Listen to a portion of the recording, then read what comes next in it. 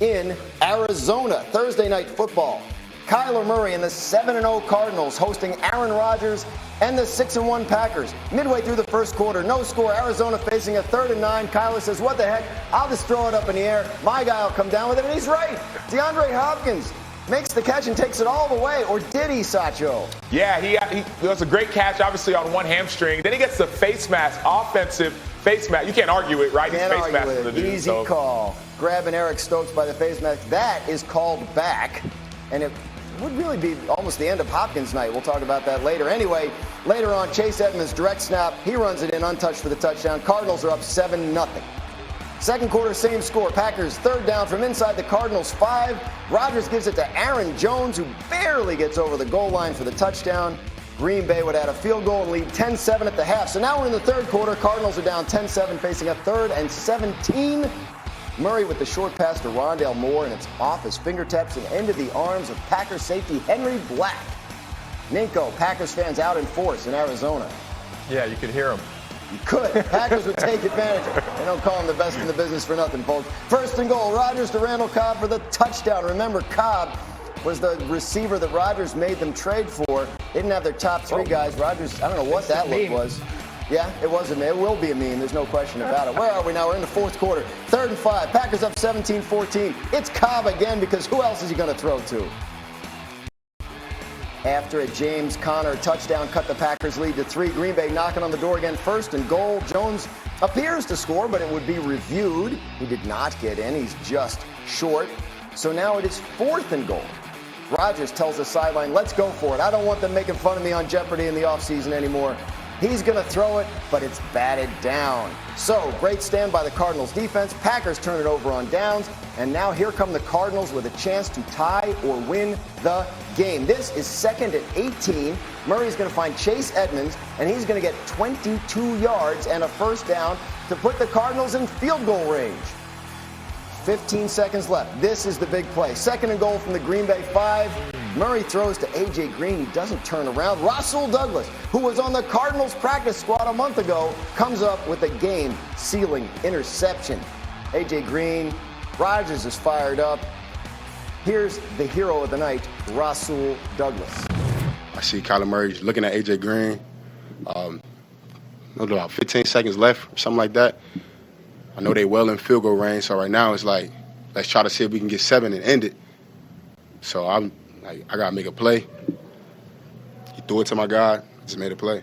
I was thinking about plays, what we're going to do if we got the ball back with 10 seconds left. So proud of Rasul. What a great story. How special is this game? Guys on the street, comes in, starts for us, finishes the game out for us. Amazing. So Devontae Adams, who missed the game while he's on the COVID list, had this to say. Anybody want to take a shot at pronouncing this? No. The answer is no. Nobody does. I couldn't have said it better myself. Anyway, whatever Devontae Adams was doing last night, he was having some fun with vowels and consonants. So look, I mean, we sat here on the show yesterday. Everybody picked the Cardinals. Wait, I think what do you call Bart Scott changed his pick at the last second, so he picked the Packers. But RC, were you surprised? What did you think of this Packers victory? You know, this is a huge Packers victory. I mean, this team had every opportunity to make excuses for not winning this football game and to go on the road and to control the game physically up front offensively, to get the 2 huge turnovers off of Kyler Murray and win. I mean, this says to the Green Bay Packers, a team that Aaron Rodgers said last week wasn't playing as efficient as they should have been, a team that was correcting wins because they weren't making the right plays or they weren't doing everything correctly, did just enough to win the game when they were undermanned. If you are Matt LaFleur, if you are Aaron Rodgers, if you are this defense who is beat up and banged up, starting guys that were on practice squad, you have to feel good about going on the road and getting this win. And against the team that everybody was saying was not only the best team in the NFC, but possibly the best team in the NFL. This is a huge win. This is a statement game for the Green Bay Packers, and this puts them squarely in the conversation for best team in the NFC, or team with the greatest opportunity to represent the NFC in the playoffs. This is a building block for an organization and a football team that had an offseason that was from hell. You start the season the way you do against the New Orleans Saints. You continue to build week by week, and this wasn't pretty. This wasn't perfect, but it was a necessity for them to get it, and they went out and did what they had to do. Sandra, I feel like we were sitting here a week ago saying the same kind of stuff about the Cleveland Browns. How'd they win that game? They found a way. Packers, same thing?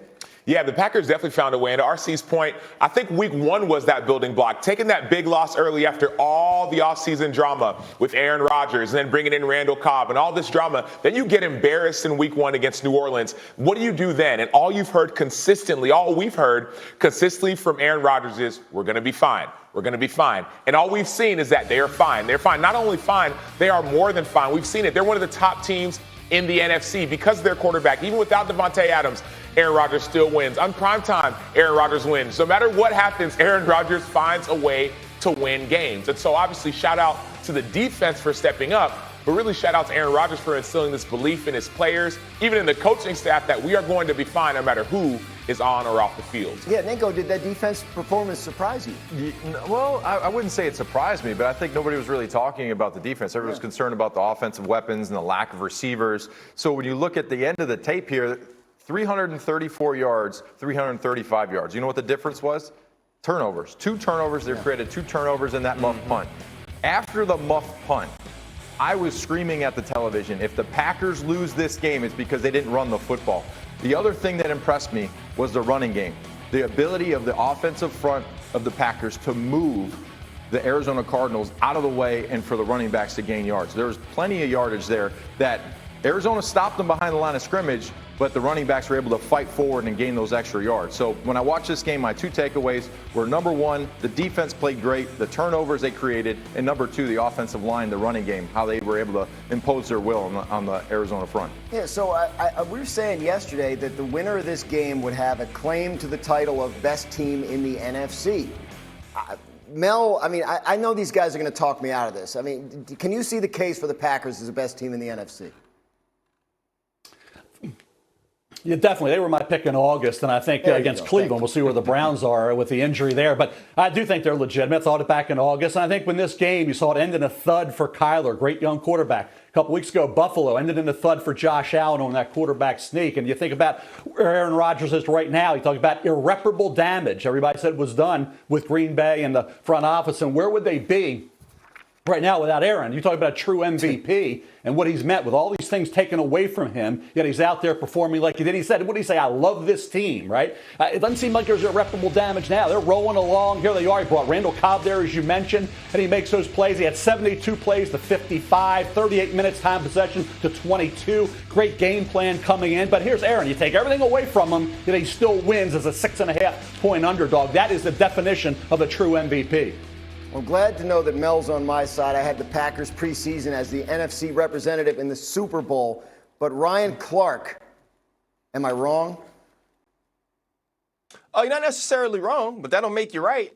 I mean, you have an opportunity, and you're entitled to any opinion that you like. Opinions aren't wrong or right until they're proven. I think what the Green Bay Packers are doing is building. The Green Bay Packers are finding ways to get wins. And we've seen this team in the last couple of seasons be 13-3, 13-3, and get to the NFC Championship. Are we looking at this team as a team that can't get over that hump? And you can see the NFC Championship hanging over this team, and that's why you go for it on 4th down. That's why you don't make it more than a field goal type of game, because you feel like you remember the fact that against the Tampa Bay Buccaneers, you pulled Aaron Rodgers off of the field and you don't win that game. And so you can tell that this team is focused on one thing, and that thing is winning the Super Bowl. And Aaron Rodgers is keeping this team calm week by week. But I don't necessarily believe this is an Aaron Rodgers win. I don't believe this is an Aaron Rodgers believed in everybody, so everybody played great type of game. This was Matt LaFleur. This was an organizational win. This was both the defense with the new defensive coordinator. This was the offense finding ways to put the ball in the end zone, and it was about turnovers. This is what good football teams do. And when you start talking about the top teams in the NFC, there's no more excuses behind the Green Bay Packers. There's no more they are good, but they're squarely in the conversation with 3 or 4 other teams to be the best in the NFC, and we will get to see that play out in the playoffs. That's the beauty of football.